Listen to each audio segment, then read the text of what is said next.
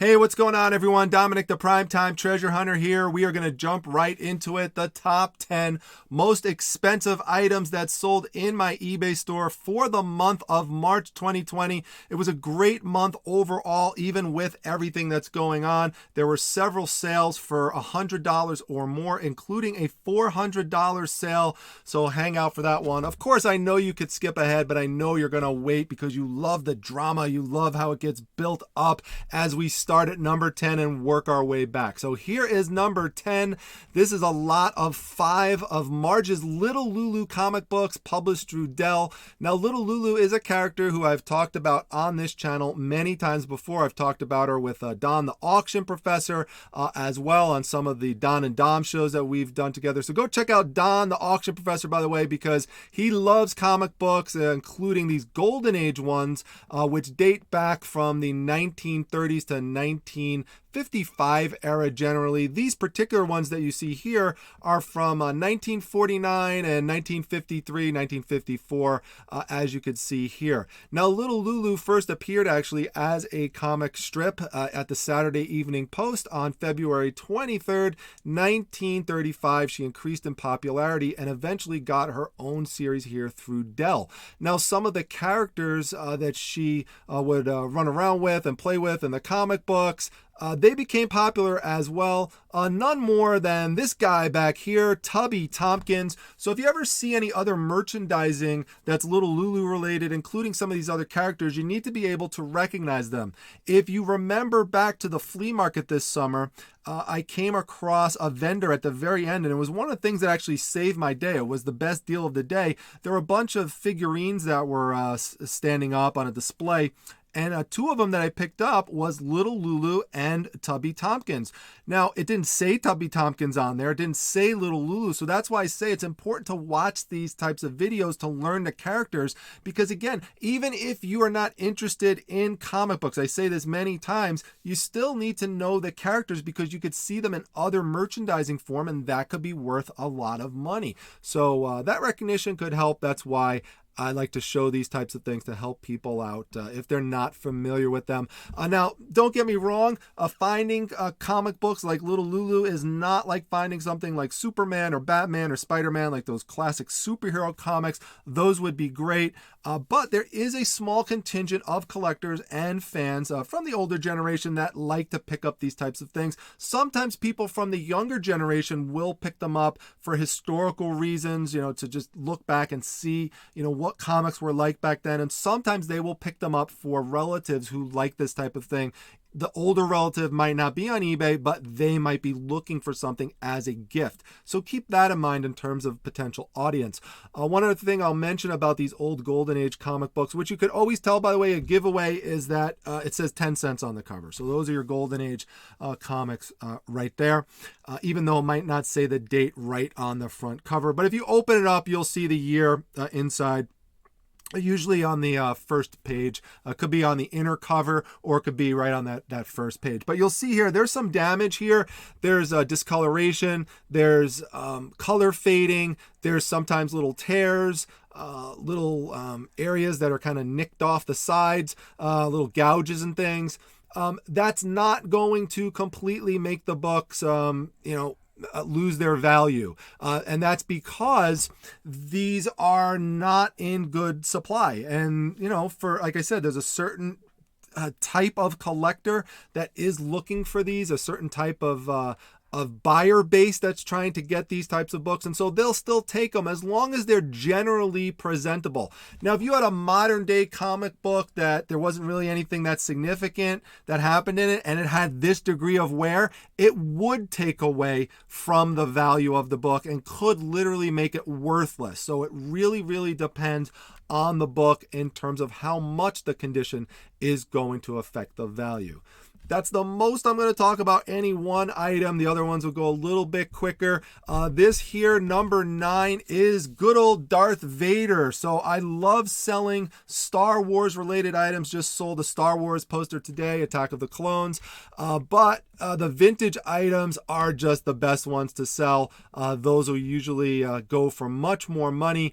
And if you're not familiar with the Star Wars line of figures, the original line came out through Kenner. There were 12 figures that came out. Obviously, Darth Vader is one of them. This one is in great condition. There's no significant wear, no rips to the cape or anything like that. That's one of the things you want to make sure that you look out for.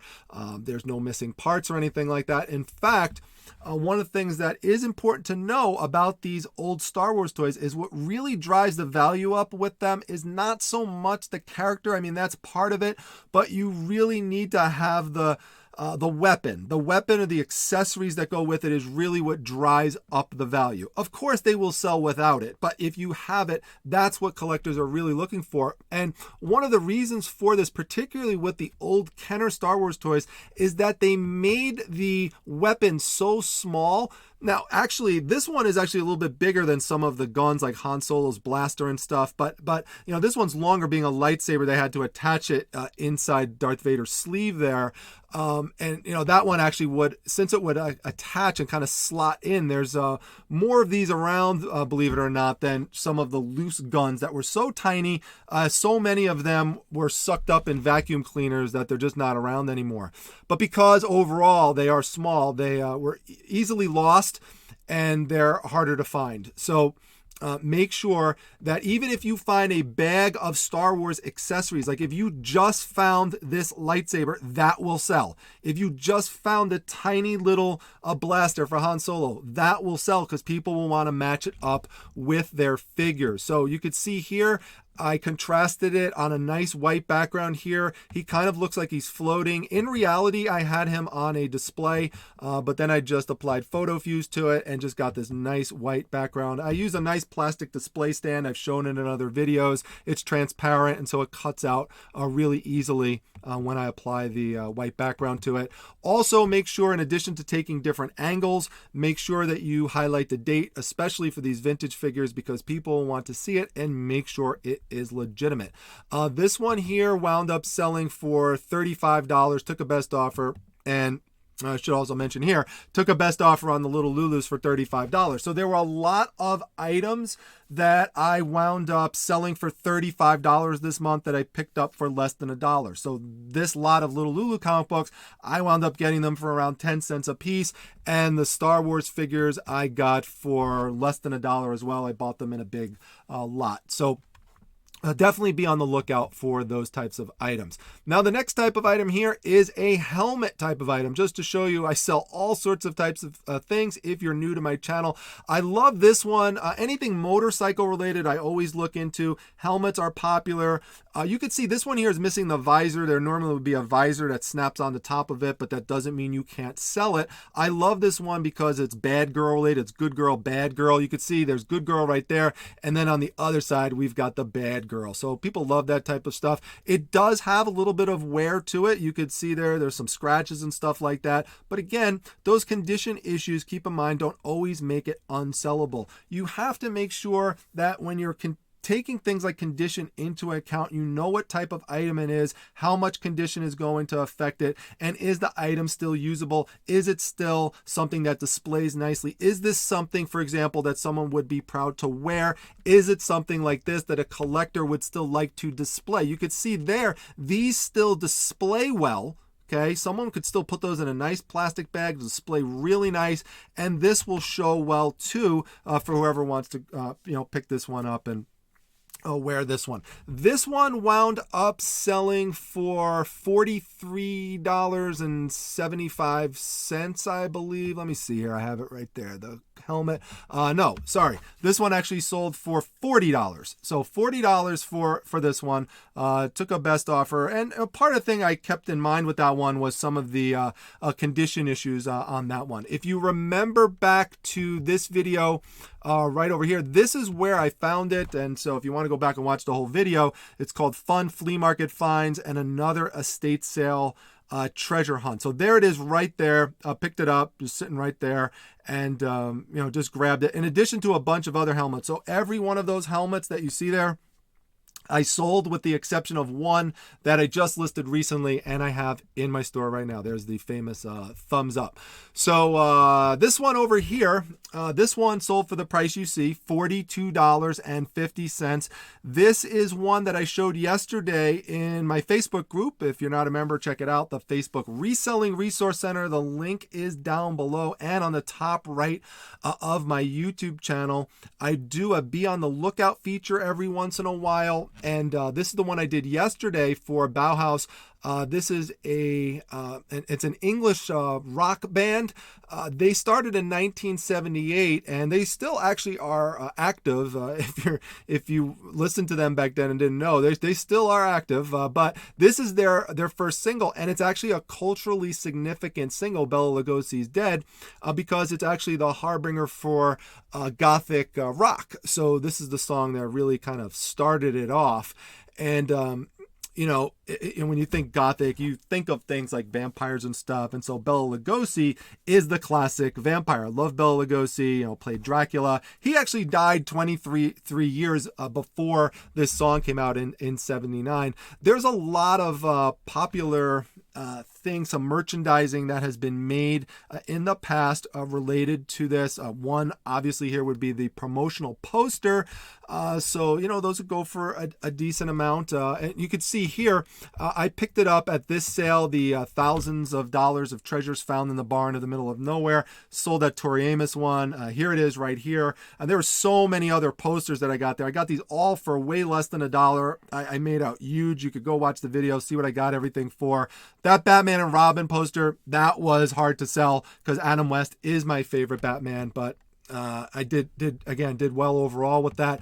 If you ever see, speaking of my point I was making on the other merchandising, if you, for example, see any Bauhaus Bela Lugosi's Dead items, even if it just has the logo, look for this bat right here, like the Dracula bat. Even if you see that on a t-shirt from the 1980s, those will sell for as high as $160. So that's actually what's worth the most. In terms of the actual single itself, there's so many different versions of the single that came out in terms of different sleeves and printings and stuff like that. You can look them all up on Discogs if you want, if you've never gone there.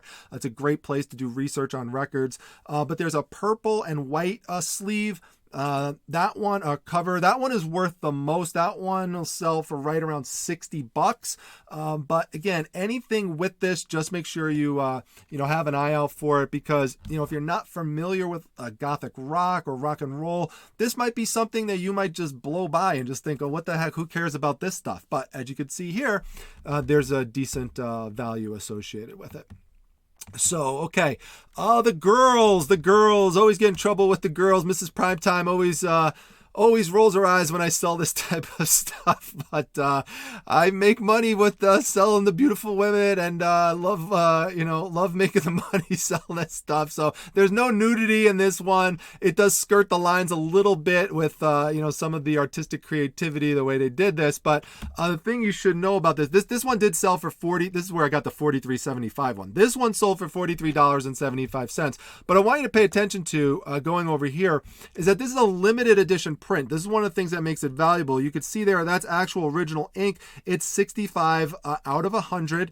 And this one came from the San Diego Comic-Con. If you don't know, the San Diego Comic-Con, also known as SDCC, is by far the most popular comic convention in the United States, if not the world. And so there's a lot of exclusive items that only get released then, this being one of those. There's limited editions that come out that make it even more exclusive. So it's exclusive to the convention, and then it's also limited edition. So anything like that. There's Funko Pops, for example, that come out. I've shown many of those before at SDCC. Some of them come out at the New York Comic-Con, NYCC. So be aware of those types of things. I purchased these, this one, I say these because there were other prints. In fact, I have another one from the Grimm Fairy Tales line right up right now on my eBay store if anyone's interested in it. And Grimm Fairy Tales is another thing I want to point out. Grimm Fairy Tales in comic books is basically what they did is they took characters like Snow White and Little Red Riding Hood,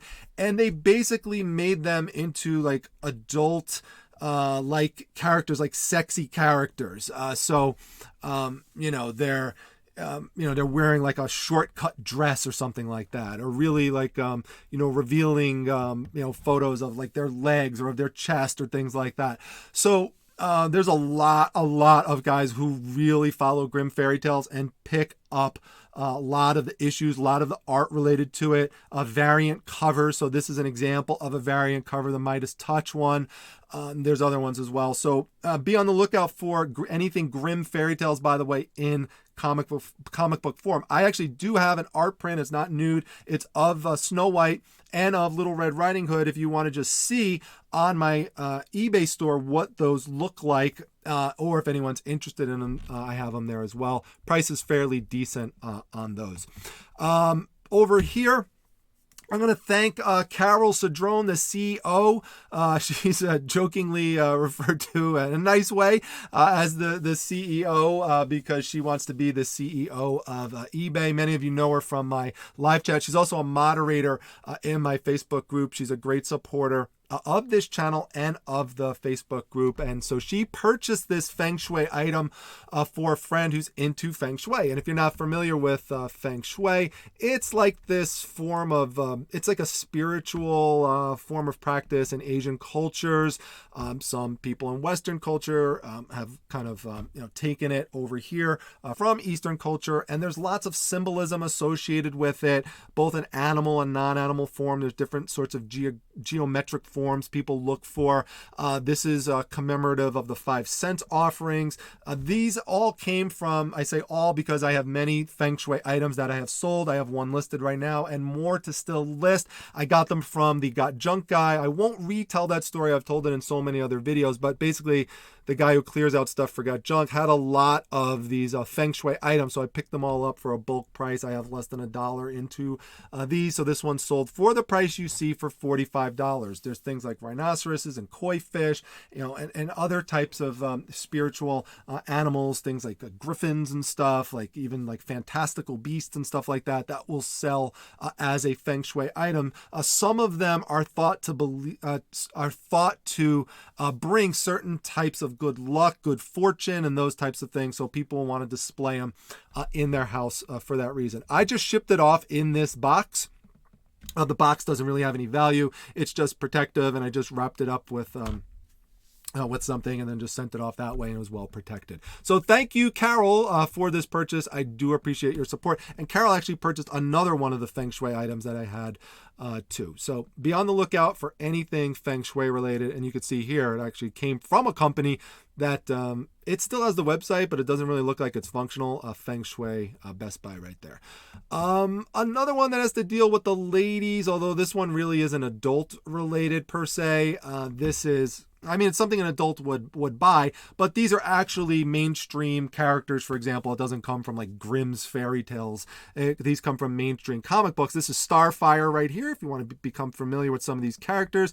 And this is Wonder Girl right there. These are 11 by 17 art prints.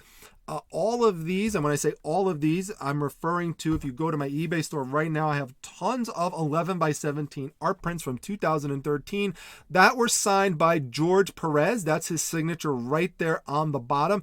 And Tom Smith. Now, right there on the top, right there, like on that right corner, you can see above those bottom signatures, those are print signatures. So those came on every one of these prints. And then George Perez and Tom Smith signed it again in original ink. They do these at like comic conventions and stuff like that. George Perez, why you want to know that name, even if you're not into comic books, because if you ever see it, you want to be aware of it, because he's basically considered the godfather of modern day comic book artists. He's drawn so many different characters. It's unbelievable. And he's just contributed so much to comics and comic book art. Tom Smith is a colorist, and they often did projects together and signed things together. I've sold many different art prints and pieces that they have both done. So this one actually sold for the price you see, $60. If you like that one, I actually have another one of those right now in my eBay store for the same price. And I have many others as well with different characters like Spider-Man and the Superman. And there's all sorts of characters out. I got these for less than $1 through an estate sale.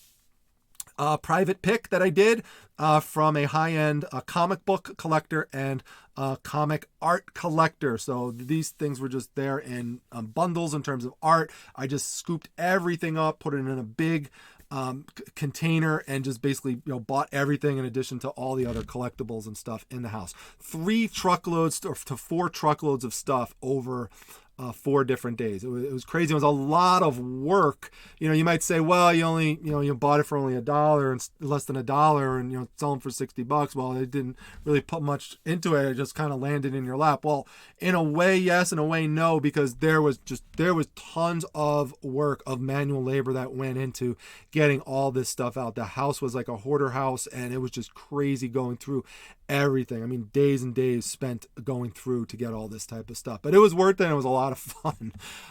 This one here, this is number 8. So this one is close to $100 sale. This is from the Magician's house. If you remember the Magician's estate sale, this one sold for $97. This one is a circus jacket, a clown jacket. And you could see, I'm going to show you actually the video where I sourced this, just showing you some of the nice colors. Anything like this with these nice bright colors on them, anything that looks like stitched together like that with the big bright buttons, you could tell that vintage look to it. It has like the 80s look to it. It's great. It could be 90s maybe, but kind of looks 80s to me. If you remember, that's at the Magician's house. Bob Gibbons, his wife played a clown as well, Scoopy the Clown, in the Syracuse area. Bob Gibbons was also the voice of the New York State Fairgrounds. You could see it has a really nice lining in it as well. I had a lot of fun going through that house, picked up tons of stuff. This is just one of the items. Everything I picked up at that house, plus the next day that I went back and got stuff for free because they had so much stuff, the estate sale dealer couldn't even get rid of it all, so she was just giving it away the next day. I really made out because this here pretty much paid for everything. And wait till you see the next sale, sales, which is also magic related, specific to a certain item.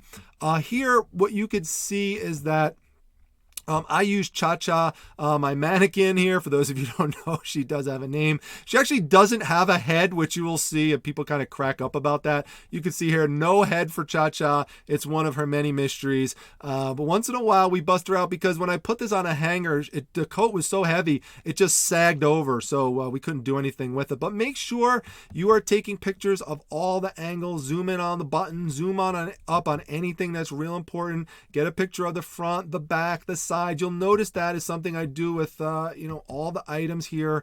Anything that has significant value, want to capture those different angles. If you have a lining like this on a coat, make sure you're taking a picture of it. And while you could get the general theme of this, that it's circus related, clown related, that type of stuff, take an additional zoom up picture like this. So this will really get someone to see, this is really what's going on in these prints, because you can't tell to that degree of detail just with that big overall shot. So sometimes you have to take a second zoom in picture.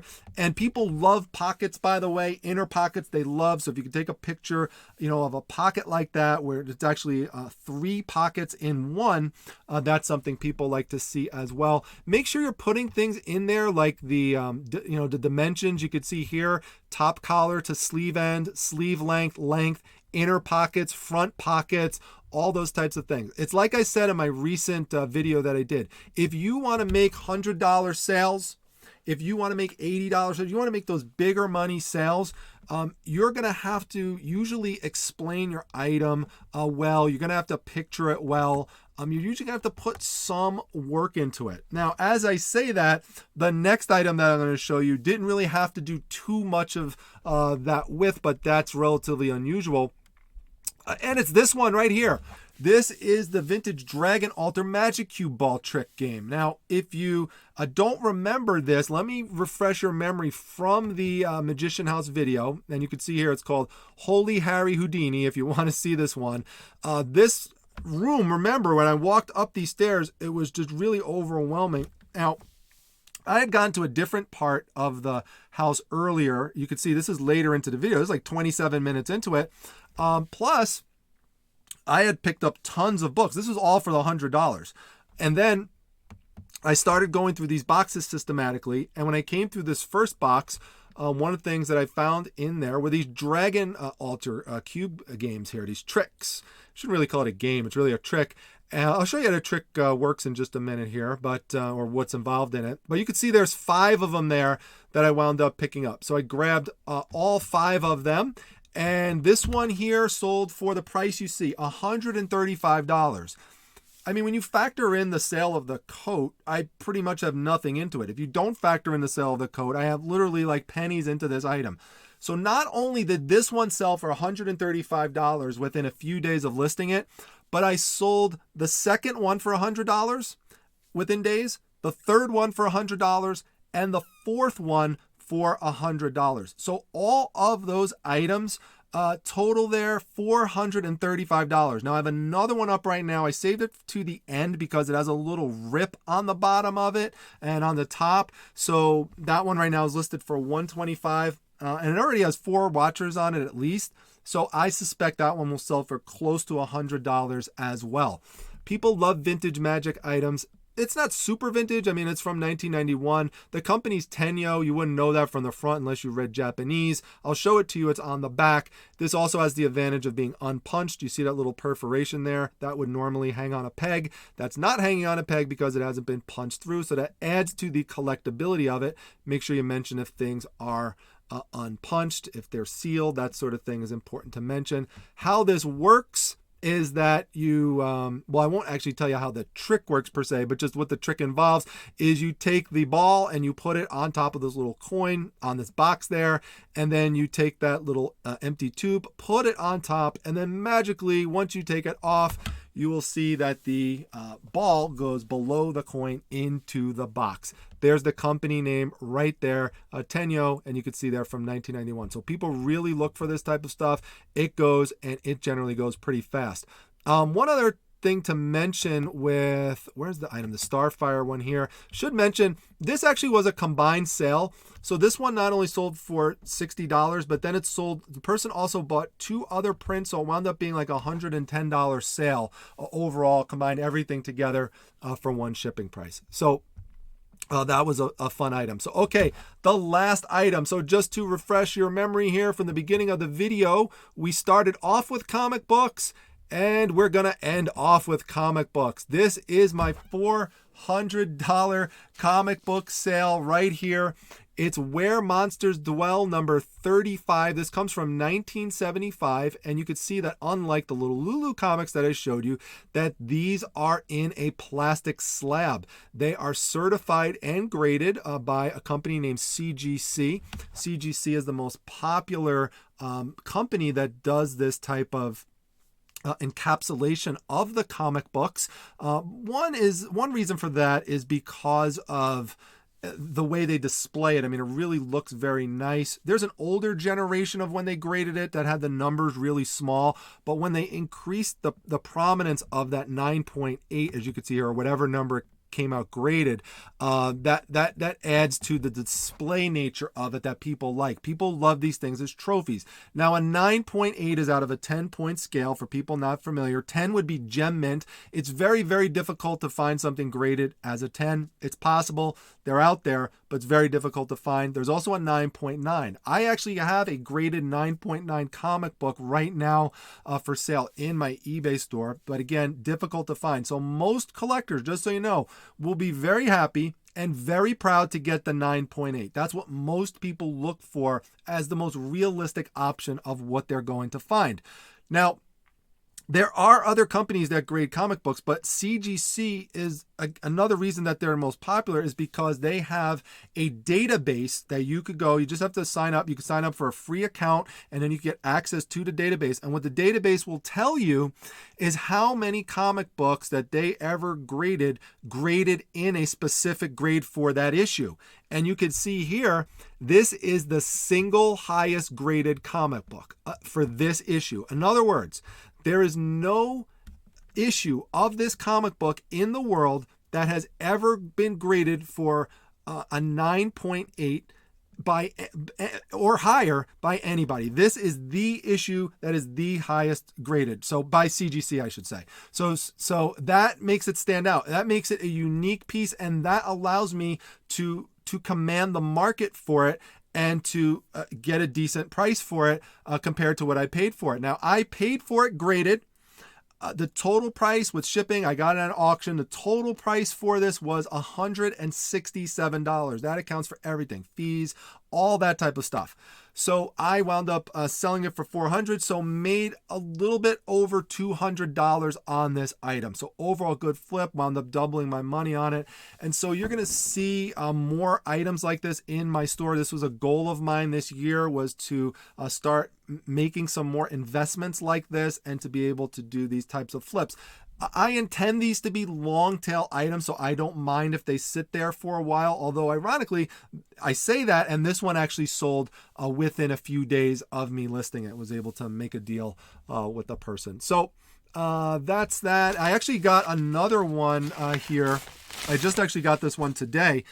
This one I'm real excited about. This is Uncanny Tales number 2 as a 9.8 by CGC. This one came out in 1974, and this is also the single highest graded. And I love it too because it's a number 2, so closer to a number 1 issue, and just to have it as a 9.8, really happy to have that. That one is going to be, I'm going to list that one actually for higher because it's a number 2 as opposed to like a number 35. Now, if something significant happened in this number 35 issue, that can make it worth more than a number 2. But all things being equal, the closer you are to that number 1, the more it helps, especially if it's a number 2 issue. So that one is going to be listed for somewhere between $600 and $700 there. So, and I wound up getting that one for over $200. So that's the investment. Sometimes you got to, if you want to make some of these bigger flips, sometimes you have to be willing to put that type of investment into the items. But if you make a sale like this one here, these kind of things could really pay off for you. I personally like to go after these monster types of books. I do really well with these types of things, like Where Monsters Dwell, Uncanny Tales. I have another one coming in that's the highest graded for Classics Comics, which has a nice, cool picture of Dr. Jekyll on there, and Mr. Hyde. So that's a really cool one. A real cool green monster on there. So love that type of stuff. People who are monster fans like me, horror fans, they love to display these types of things, and they'll pay up for it because they will then be able to brag to their friends that they have the single highest graded and you don't. And I actually put that in my listings, like they could say that to their friends, that haha, I have the highest graded one and no one else does. So make the person feel special about the item that they're picking up. So that's pretty much it, everybody. That's the top 10 items. It's, as you can see, a diversity of different items. Even though I specialize in comic books, we started with that, we ended with that. There are a lot of other types of things in between. If you want to learn more about a diversity and an array of different items that you could flip and resell, you definitely want to come to my live show tonight with Troy Shockley from Mountain Man Treasures. That's the name of his YouTube channel and eBay store right here. You can see, here's the thumbnail for it. We're going to do that at 9 p.m. Eastern Standard Time tonight. Shocking sales with Troy Shockley. Or if you watch this after I did the live show, then go back and watch that live show. It's going to be archived right here on the channel. And so you could go check it out and visit Troy and see all the fun things he has on his channel as well. And check out his eBay store. My links are in the description section. And just so you know, they're also right here, real easy to find on the top. Facebook Reselling Resource Center link right there. We have almost 17,000 people in the group. Getting close. It's free to join. I'm on Instagram at prime_time_treasure right there. And there is my eBay link to my eBay store right there if you want to go check out what I have to offer over there. And this is my PayPal donation link if anyone wants to support the channel. I do appreciate that. I put that up because fans asked me for that. People who couldn't make the live show wanted to know a way to support the channel. So if you're learning things from this, if it's helping you out in your reselling business, if it's helping to expand your horizons, make those profits and everything like that, appreciate any support that you are willing to provide, even if it is in the form of a follow, in the form of a any kind of follow to the Facebook group, to the YouTube channel. Doesn't have to be monetary support. A comment, anything is appreciated in terms of supporting the channel here. So I'd love to see what your favorite type of item was. If you want to list that, if you have a question on something, let me know. I'm always happy to see what you have to add, and hope to see you tonight at the live show. So I'll see you then, everyone, and take care. Till then.